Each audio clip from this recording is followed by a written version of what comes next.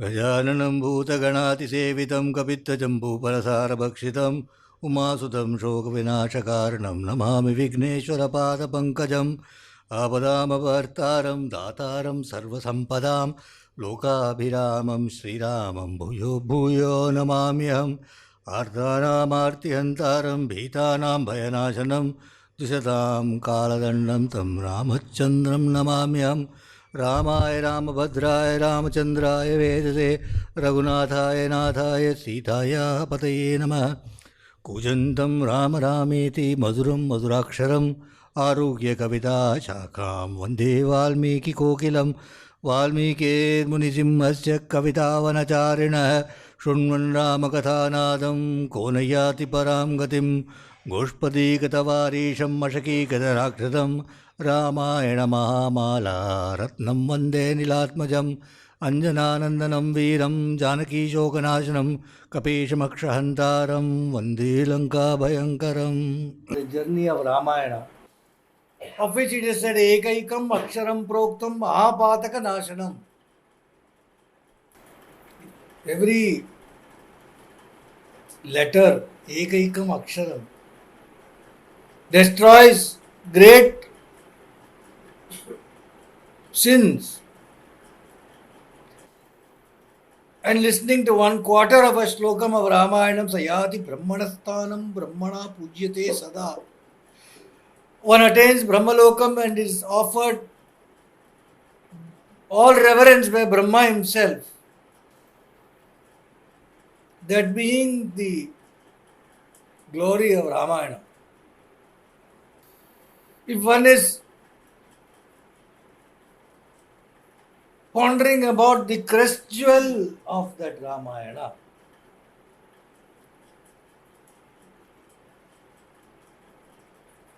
then by popular consent across time, we are in it now. That is the Sundarakandam of Ramayana. The journey which commenced on Guru Purnima in 2011 is exactly almost 4 years now. Why is it called Sundarakandam? There is a story. That Hanuman was listening to from Valmiki the Ramayana first hand. He is a Parama Rasika of Ramakatha. First time when Valmiki had composed it, he was listening to it. So he had listened to Balakandam, Ayodhya Kandam, Aranya Kandam, Kishkindha Kandam. Then he was listening to this. And when Valmiki said the name of the Kandam is Sundara Kandam, no, he said Valmiki apparently named it as Hanumat Kandam. Because this entire Kandam is about the glory of Hanuman.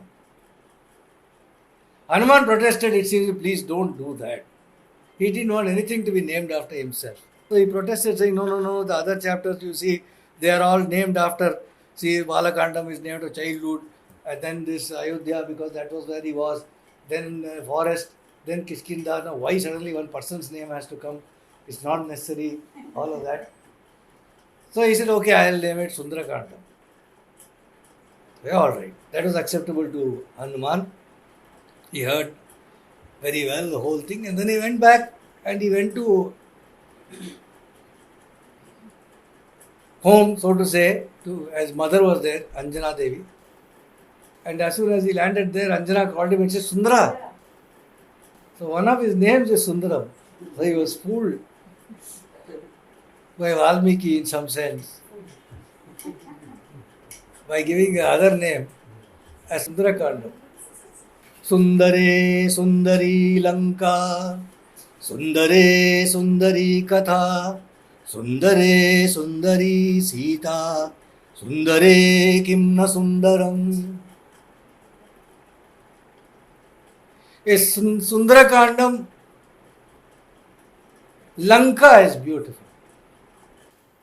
Lanka is the same root as Alankara. adornment. Sundare Sundari Katha, the beauty of the story of Sundarakanda. Story is beautiful. Sita is of course beautiful. And Sundare Kimna Sundaram, what is not beautiful about Sundarakanda? Hanuman himself is Sundaram. So now Hanuman, as we said, is a Parama Rasika of Rama Katha. So up until now,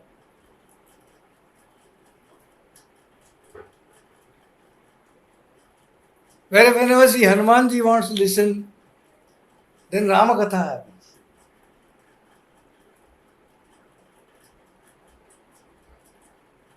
Now Sri Rama wants to listen.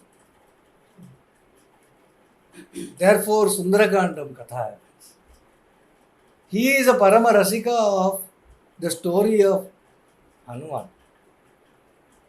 So the presence of Rama will be there. Just as whenever you say Ramayana, the presence of Hanuman is there.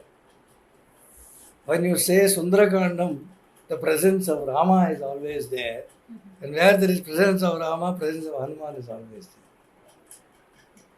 So it's a kind of a double dose, power packed Sarga of Valmiki Ramayana. Manojavam Marutatullya Vegam Jitendriyam Buddhimatam Varishtam Vatatmajam Vanarayutha Mukyam Sri Ramadutam Shirasa Namami. This slokam, our elders say, this is a reference to the whole of Sundarakanda. Manojavam. We saw last time when Kishinda Kanda ended, Hanuman was on top of Mahendra peak and he had looked and mentally he was already there in Lanka before he jumped. Manojavam, the speed of the mind. Marutatulya Vegam, but then the body has to go. That goes with the speed of the wind.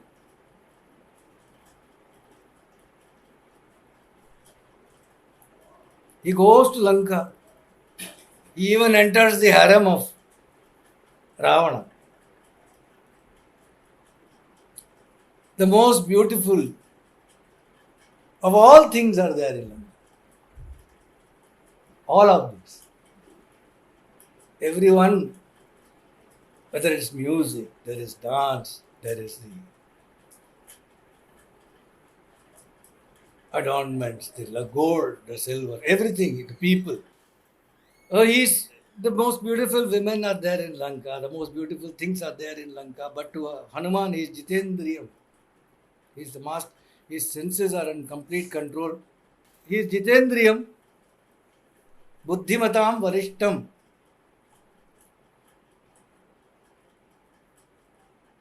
He is the greatest among intellects. In chapter 52 of Sundarakandam, when he is having a dialogue with Ravana, he will systematically, step by step, argue. He will be putting forth his Ramaduta's message. It is not exactly that Rama has given him a list of points in great detail that has to be conveyed. He has told him shortly. That too, his message was to Sita. But Hanuman, Buddhimatam Varishtam, he elaborates to Ravana.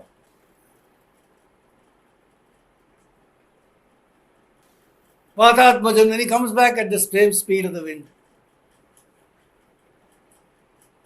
And when he comes back, all the Vanara Yuthas, all the Angada and Mainda, Dvivida, Neela, Jambavan, all of them, they're all jumping up and down.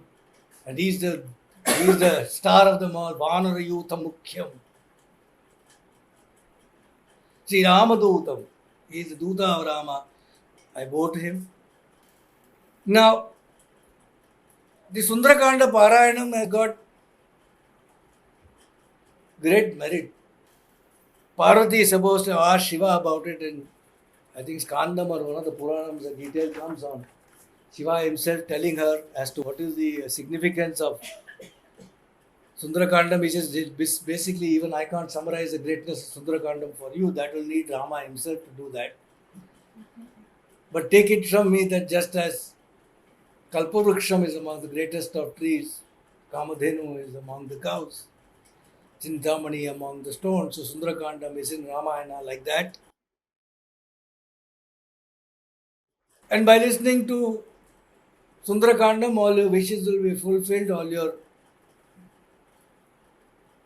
dangers will vanish, all diseases will be cured, and all types of wealth will be accrued.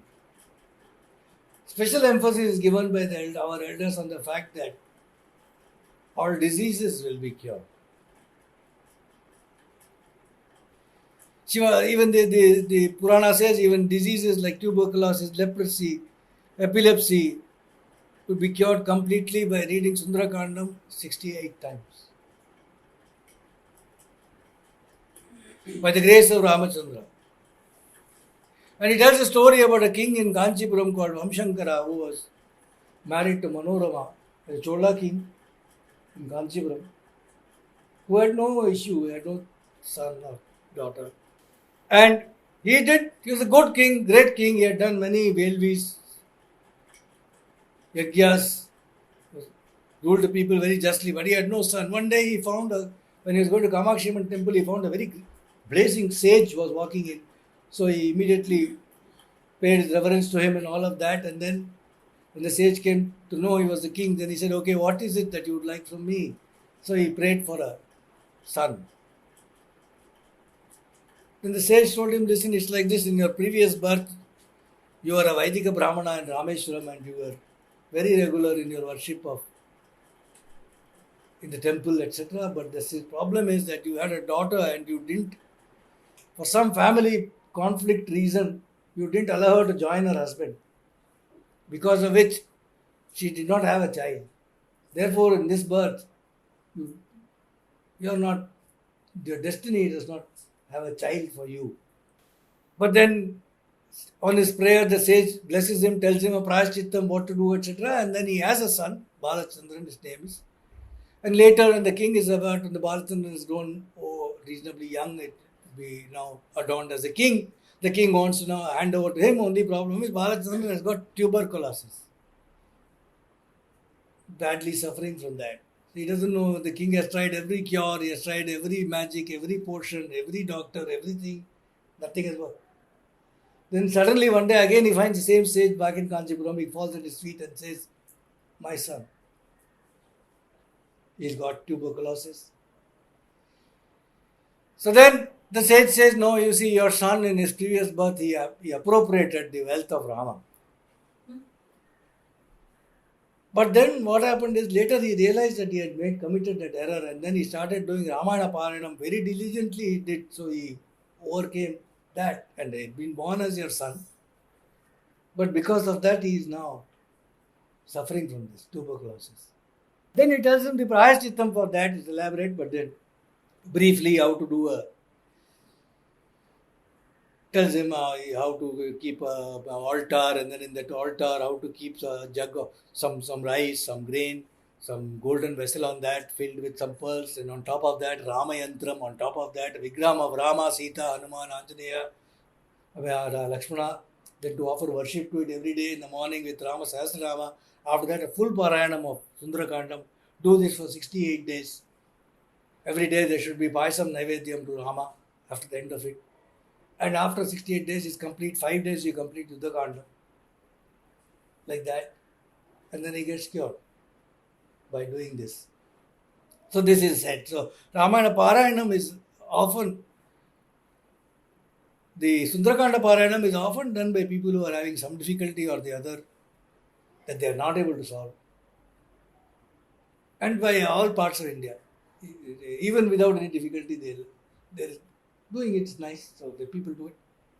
North Indians, especially Sundarakand, they say. Even in London, they would have been there for 4 generations as Gujaratis or Punjabis or whatever. But Sundarakand, they'll know. Sundarakand Parayan, they'll do. So, that is the greatness, and Sundarakanda Parayanam There's a lot of poetry about it.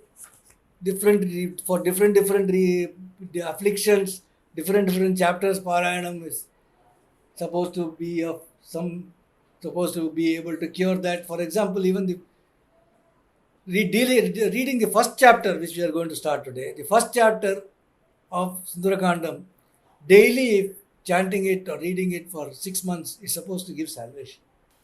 Third chapter is supposed to get rid of evil spirit, etc. Reading it. Like that, there are many. Bad dreams. Chapter 27. Husband, wife having problem. Fellow abandons her and goes away or whatever. 36. But all of this has to be done with faith, as Antram Dikshit says. In his case also, he gives an example of a family where this husband had abandoned and he had told them, does she know how to read Sanskrit? He said, yes. So please ask her to start Sundarakanda Parayanam. Every day she should, however, contemplate on Rama in the heart and then do it. Then they asked, when will result come? He said, by the time we come to chapter 36, it will come. So they started, in 5 days, they rushed to chapter 36. And by the 5th day, that boy had written a letter to the father of the girl and to her, saying that I made a mistake. Meanwhile, he was trying to get married again, but he gave that up. Like that, they say, stories are there. To get pardon from insult done to God knowingly, unknowingly. Like that, there are many things. Yad sankalpitam chitte sukharam vapi dushkaram sarvam siddhikaram dhrunam. Sundarakanda Parayanam, yad sankalpitam chitte, whatever is it that you have desire in your heart. Sukharam vapi dushkaram, whether it is easy or difficult, very difficult. Sarvam siddhikaram dhrunam. Everything will be possible by Sundarakanda. Whatever it is, over all these thousands of years, our elders have emphasized all this so that our attention goes to this great jewel in Ramayanam called Sundarakanda. Before we start that, when we talk of Sundarakandam, naturally our focus is on Hanuman. And when we talk of Hanuman, just like Sundarakandam, in north of India especially, is the Parayanam of Hanuman Chalisa. 40 verses on Hanuman. Small, powerful. Very powerful. So there, just like we just say, Sarva Siddhikaram Nunam, the Phalashruti of that 40, Tulsidas says, जो ये पढ़े हनुमान चालीसा, जो ये पढ़े हनुमान चालीसा, हो सिद्धि साखी गौरीशा, जो ये पढ़े. Whoever reads this Hanuman Chalisa, he attains his objectives are fulfilled. Ho siddhi.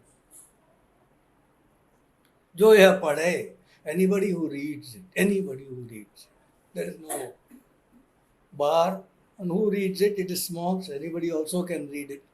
Sundarakandam is big. You may be daunted even by the first chapter, leave alone the 68 chapters. First chapter itself is long. Chalisa is just 40. Anybody who reads, no restriction that you have to have a bath and then read or turn towards east and read it or etc. Just read. And Tulsidas is giving guarantee, oh, is Siddhi.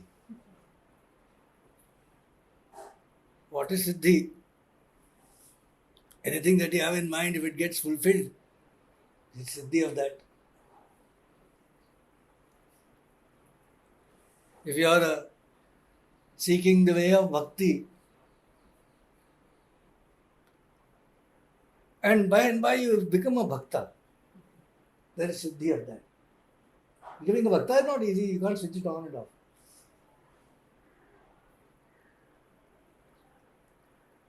Having become a bhakta, you have sakshatkara of your Ishtadeva. That is Siddhi of your bhakti.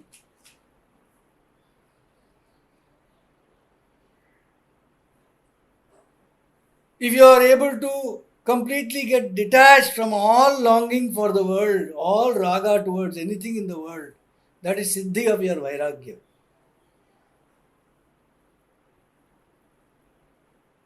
And if you have Atma Sakshatkara, it is Siddhi of your Jnana. Tulsidas is saying all this Siddhi is possible with Hanuman Chalisa. Every one of this is possible. Just like in Sundarakanda Parayana we said, Sarva Siddhi Karam. How is it possible? If there is everything, if there is something which is destined to happen to me, it will happen. If it is not destined to happen to me, it is not going to happen. Then to that Tulsidas says, Aghatit Ghatan Sughat Vighatana Aisi Virdavali Nahi Yanaki. Hanumanji is such, Aghatit Ghatan, what is not to happen, he can make it happen. What is to happen, he can make it unhappen. This power is not given to others, it is Hanuman's Mahima alone. He has that. That has been given to him. So who is Siddhi? Whatever it is that it is there will be fulfilled. And for that, Tulsidas says, just, you may not believe my words. I had to give you authority for it. There is witness to it. I swear as witness. Who is a witness? Sakshi is Gaurisha, Shiva. Shivan Sakshi.